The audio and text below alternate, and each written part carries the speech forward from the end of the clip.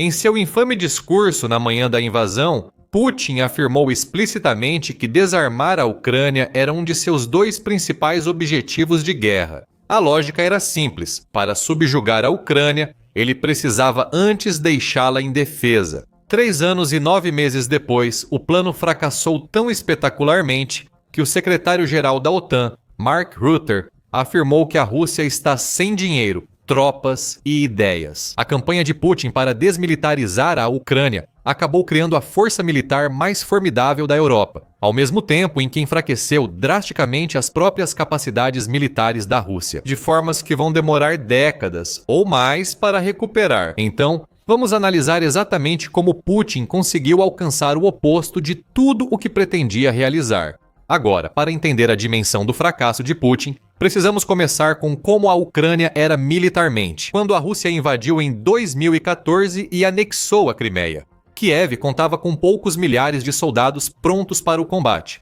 O exército ucraniano era subfinanciado, mal equipado e despreparado para a guerra moderna. Seus estoques de armas eram principalmente munições, blindados e aeronaves da União Soviética. E a Ucrânia criou cadeias de suprimentos para manter só uma parte deles. A economia da Ucrânia estava tão ruim que precisava de apoio externo. Ela assinou o Memorando de Budapeste em 1994 e um acordo privado entre Rússia e Ucrânia, e destruiu ou transferiu uma grande parte de sua frota de aeronaves de volta para a Rússia em troca de segurança e alívio da dívida, respectivamente. A Rússia aguardou o momento oportuno e anexou a Crimeia com pouca resistência, enquanto a Ucrânia ainda se recuperava da corrupção e de mudanças rápidas entre governos pró- e anti-Rússia. Isso fez Putin achar que o exército ucraniano não teria condições de se defender numa invasão em grande escala 8 anos depois. O sucesso inicial na Crimeia motivou a Ucrânia a agir e levou ao seu ressurgimento.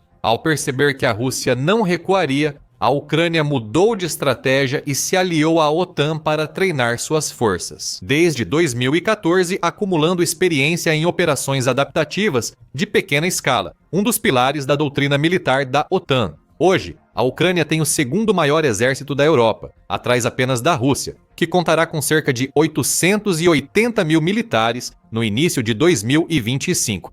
É uma grande reserva de veteranos experientes em combate. O exército da Ucrânia já supera qualquer outro no continente, mesmo antes de considerar sua experiência única em guerra moderna. A mesma estimativa aponta que só havia 60 mil soldados russos na Ucrânia na época. Um relatório do Financial Times de novembro de 2025 também sugeriu isso. O presidente ucraniano, Vladimir Zelensky, aceitou limitar o efetivo das tropas da Ucrânia a 80 mil se houver acordo de paz, próximo ao maior contingente já mobilizado. Isso implica que a Ucrânia conseguiu convencer o governo dos Estados Unidos da América a permitir que mantenha seu grande exército permanente, e manteve a ideia de um Estado militarizado contra a agressão russa e como primeira linha de defesa da Europa Oriental. Mas o número de tropas mostra só parte da história. O que é realmente notável é a transformação da indústria de defesa da Ucrânia quando a Rússia invadiu. Em 2022, a indústria de defesa da Ucrânia tinha capacidade de $1 bilhão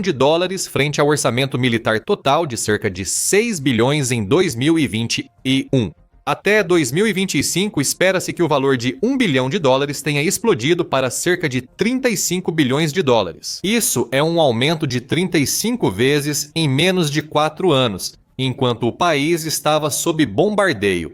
Mais importante ainda, a Ucrânia agora produz cerca de 1/3 de todas as armas, munições e equipamentos usados pelas forças armadas do país. Na produção de drones, esse número se aproxima de 100%. A indústria de drones merece atenção especial. Ela talvez seja a reviravolta mais impressionante dos objetivos de desmilitarização de Putin em 24 de fevereiro de 2022. Todo o arsenal de drones militares da Ucrânia consistia em cerca de 20 drones turcos Bayraktar e algumas unidades voluntárias dispersas operando quadricópteros de consumo modificados. Drones de fotografia de casamento, adaptados com granadas presas por abraçadeiras plásticas e fita isolante. Em 2025, a Ucrânia deve produzir 5 milhões de drones FPV, ou mais de 13.600 por dia. Para contextualizar, a Ucrânia já produz mais drones do que recebe munição de artilharia da Europa.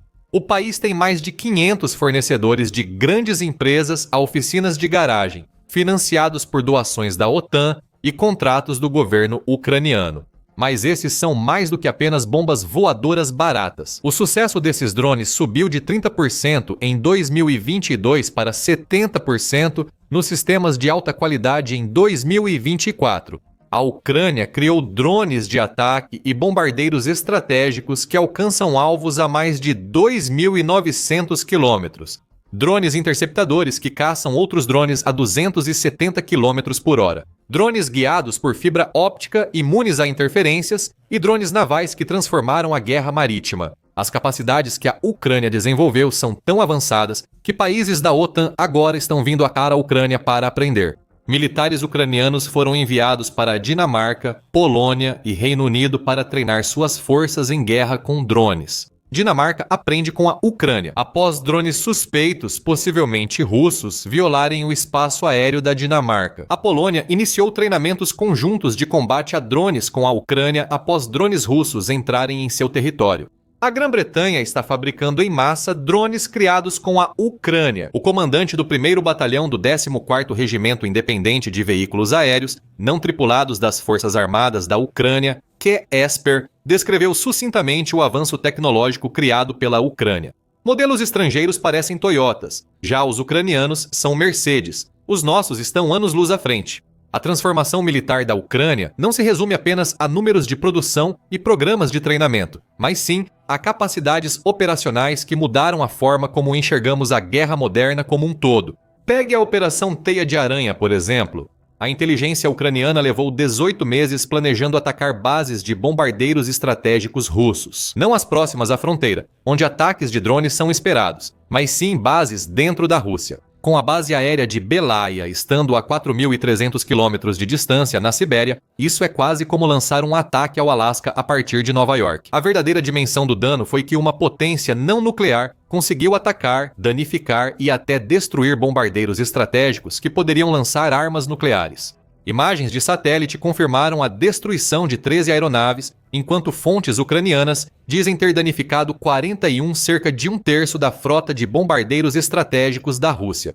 Na melhor estimativa para a Rússia, isso era cerca de 10% do seu braço aéreo da tríade nuclear. A Ucrânia fez isso usando drones de cerca de $400 para destruir aeronaves nucleares que valem centenas de milhões de dólares cada. Os drones navais Magura V5 e Sea Baby demoliram sistematicamente o poder naval russo. Até meados de 2025, a Ucrânia havia destruído ou desativado cerca de 40% da frota russa do Mar Negro, afundando 10 navios de guerra em 21 ataques confirmados. O ponto mais baixo foi a destruição do navio-chefe da frota do Mar Negro da Rússia, o Moskva, quando a Rússia percebeu que não conseguiria bloquear a costa da Ucrânia por muito tempo. As consequências estratégicas dos drones navais foram além de uma vitória militar e de aliviar a pressão sobre sua costa. Ao afastar navios russos das rotas marítimas ucranianas, também garantiram a sobrevivência econômica da Ucrânia. Somente as exportações de grãos da Ucrânia representam quase 11 bilhões de dólares em receita anual e 60% do comércio agrícola total do país.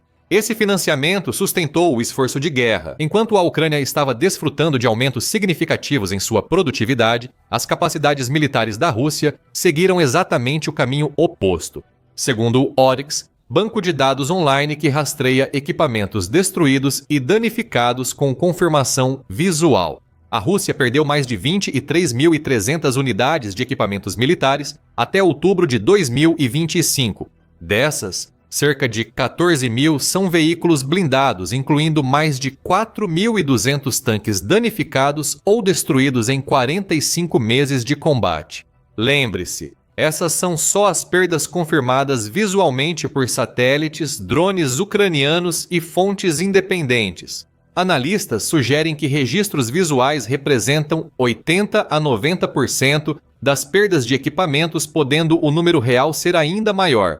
Vamos contextualizar isso. A Rússia iniciou a guerra com cerca de 3.300 tanques ativos, incluindo T-72 T-80 e T-90 modernizados. O Instituto Internacional de Estudos Estratégicos sugeriu que a Rússia pode ter até 17.500 tanques extras armazenados, principalmente sobras da era soviética que foram transferidas de toda a antiga União de volta para a Federação Russa em 2023. O International Institute for Strategic Studies sugeriu que a Rússia tinha cerca de 5.000 modelos de T-62 e tanques mais novos em armazenamento. Qual era, naquele momento, o limite teórico de geração de tanque útil em guerras modernas? Em maio de 2022, só 3 meses após o início da guerra, a Rússia já tirava os T-62 dos estoques. Isso foi seguido pela reativação dos T-54 e T-55 em novembro de 2024.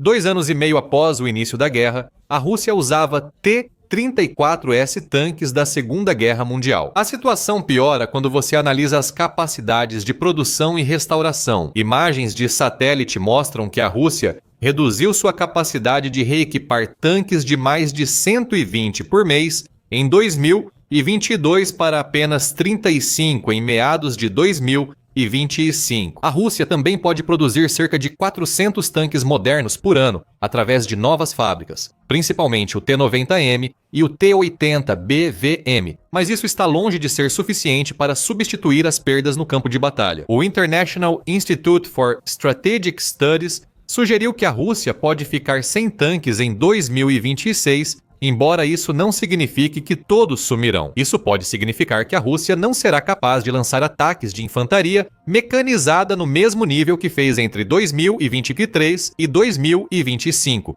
E a situação da artilharia da Rússia é igualmente grave, se não mais humilhante, de acordo com a análise da Reuters. A Coreia do Norte agora está fornecendo projéteis de artilharia para a Rússia usar na Ucrânia, com alguns batalhões afirmando usar entre 50% e 100% dos projéteis norte-coreanos em suas unidades. Foi sugerido que a Coreia do Norte enviou entre 4 e 6 milhões de munições ao longo da guerra. Em comparação, a produção doméstica da Rússia é estimada em quase 3 milhões de munições de artilharia por ano, o que é mais do que toda a OTAN junta. Ainda é insuficiente para o necessário. As forças russas consomem cerca de 10 mil projéteis diários, totalizando 3,65 milhões ao ano, ultrapassando a produção nacional. E um relatório posterior sugeriu que as metas de produção não foram atingidas para 2024 com a Rússia, produzindo apenas 23 milhões de projéteis de artilharia e metade dos projéteis norte-coreanos. Nem sequer funcionam. A inteligência ucraniana relata que essas munições foram fabricadas nas décadas de 1970 e 1980 e provavelmente só foram parcialmente inspecionadas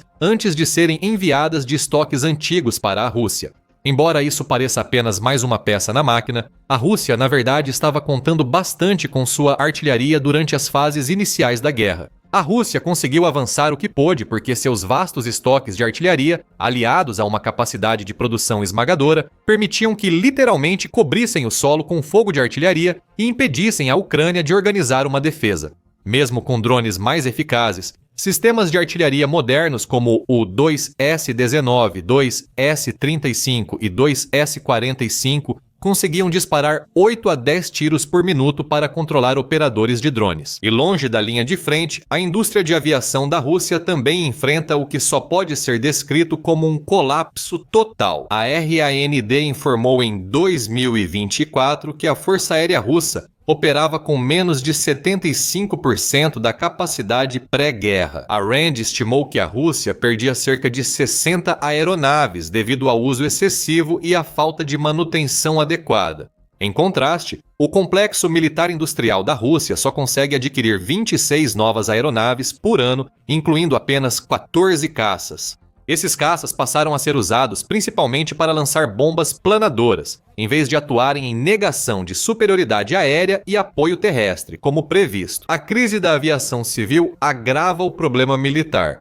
A Rússia planejava construir mais de 1.000 aeronaves entre 2023 e 2030, enquanto a produção atual indica que apenas 5 aviões foram fabricados ao longo de 3 anos. Embora as duas indústrias sejam tecnicamente separadas, as peças de reposição, a experiência em manutenção e as tecnologias não são. A Rússia, sob sanções ocidentais há mais de 3 anos, teve o acesso a peças para ambos os tipos de aeronaves restrito. Reduziu drasticamente a falta de capacidade de engenharia, já que as pessoas que poderiam trabalhar na indústria estão morrendo na guerra ou fugindo. O país, ou seja, a Rússia, está trabalhando horas extras para substituir os aviões ocidentais por aeronaves produzidas internamente. Também existem os elogiados sistemas de defesa aérea da Rússia, vistos como essenciais para suas defesas. Diversos lançadores e radares S-300 e S-400 foram destruídos pela Ucrânia desde o início da guerra, com o Oryx listando mais de 30 peças confirmadas visualmente e um total de 330 sistemas de mísseis superfície-ar destruídos ou danificados.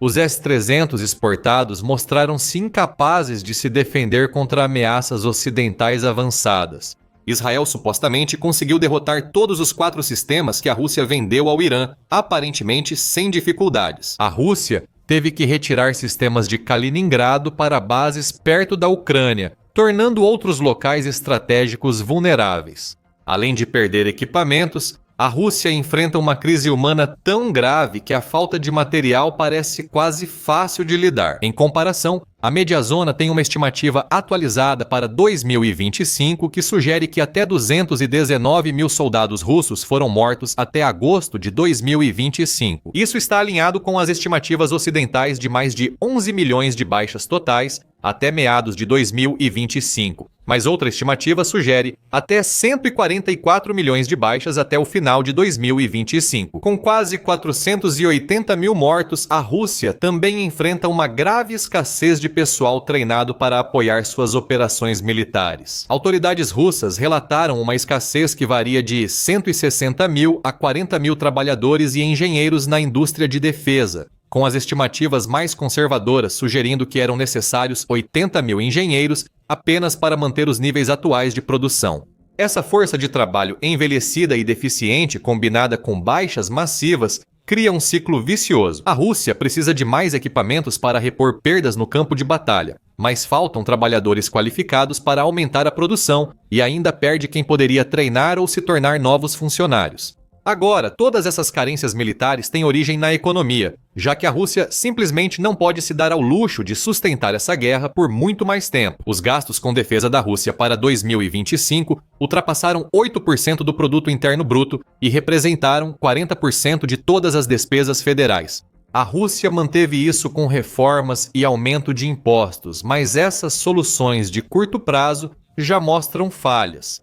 O orçamento de 2026 mostrou que o investimento em defesa nacional diminuiu 8%, o que seria contraintuitivo para um país em conflito militar ativo. As principais indústrias de exportação do país, petróleo e gás e fabricação de armas, sofreram muitos impactos por causa da guerra, com a Ucrânia atingindo refinarias de petróleo e a Rússia desviando exportações de armas para uso interno. Com resultados limitados, a receita de petróleo e gás caiu 35% em junho de 2025 ante o ano anterior, e as vendas de armas caíram para 6% dos níveis de 2021. A estagnação da Rússia vai contra seu objetivo declarado de desmilitarizar a Ucrânia, mas também tem um grande efeito dominó. A Europa começou a aumentar seus esforços de defesa nacional.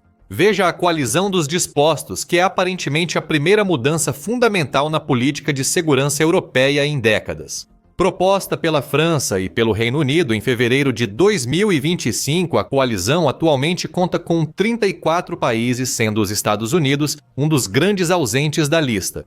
A coalizão foi criada porque os Estados Unidos da América se distanciavam do conflito Rússia-Ucrânia, especialmente após o início do segundo mandato de Trump em 2025. Em julho de 2025, a coalizão reiterou o acordo de fornecer ao menos 40 bilhões de euros, cerca de 464 bilhões de dólares, em apoio militar à Ucrânia, igualando o compromisso da OTAN em 2024, se pessoas tetoetes.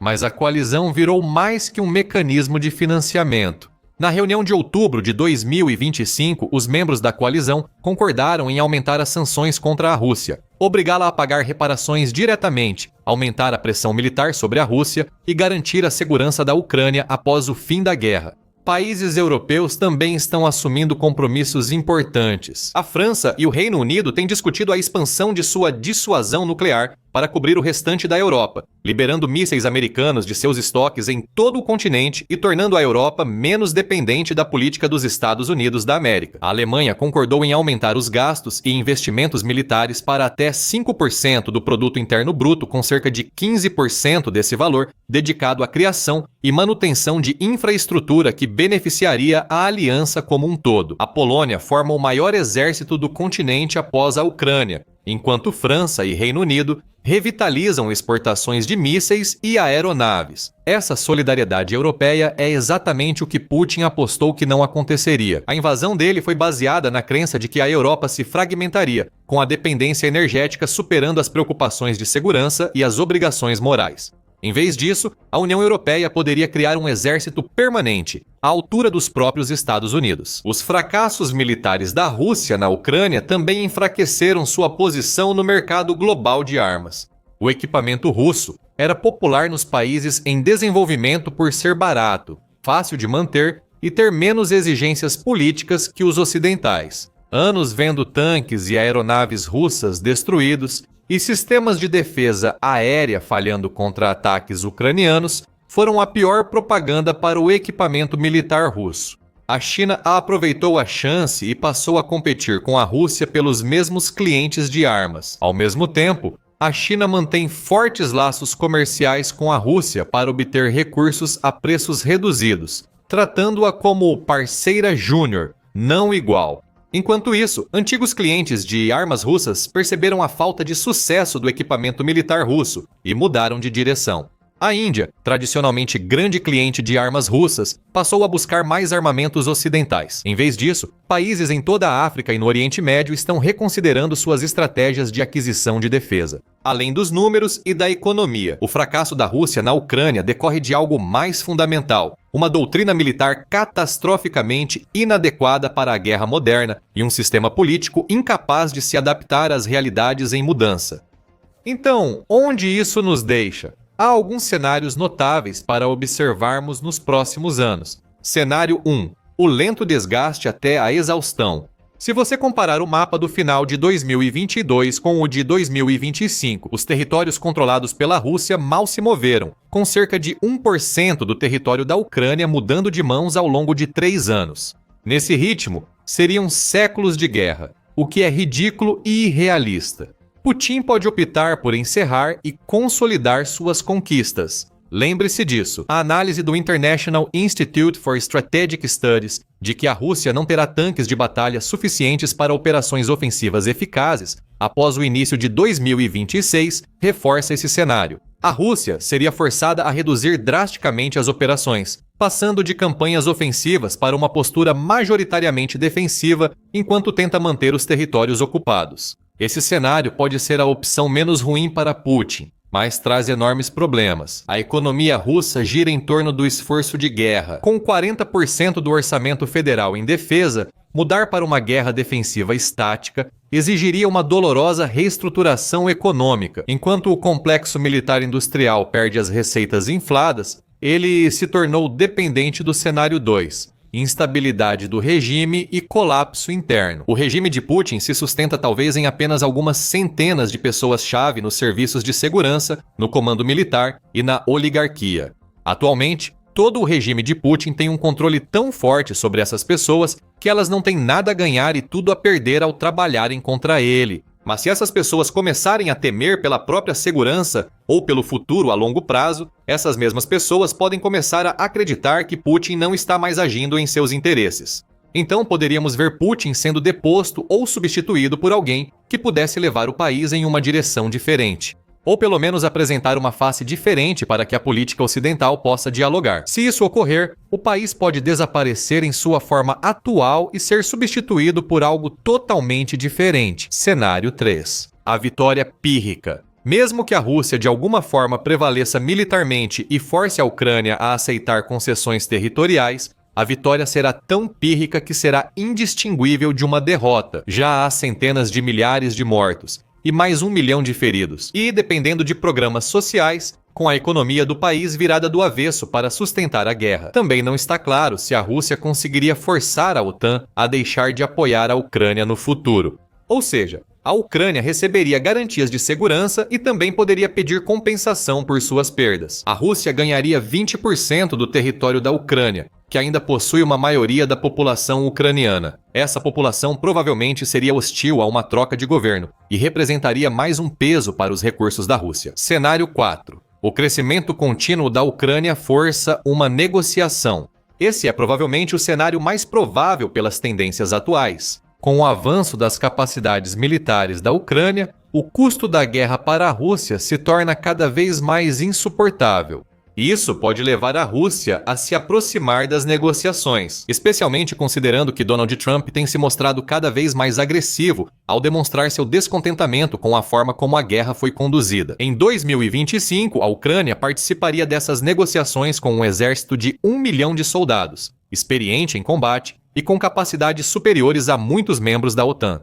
Uma indústria de defesa nacional que produz mais drones do que a maioria dos países juntos e o apoio de uma coalizão europeia unida seria a maior ironia. A campanha de Vladimir Putin para desmilitarizar a Ucrânia acabaria com a Ucrânia impondo os termos em vantagem militar. Independentemente do cenário, um padrão está se formando. A trajetória atual em que a Rússia se encontra provavelmente indica que o país já não é nem mesmo um concorrente para a potência mundial. Putin pode ter destruído as ambições da Rússia e a relegado a ser uma potência regional, subjugada pelas demandas de recursos e geopolíticas da China. Obrigado por assistir agora. Se você quer entender como a Ucrânia planeja aproveitar sua transformação militar em possíveis negociações de paz, confira o plano vencedor da Ucrânia. Mantenha-se informado sobre a guerra e seus impactos globais, inscrevendo-se no The Military Show para vídeos diários.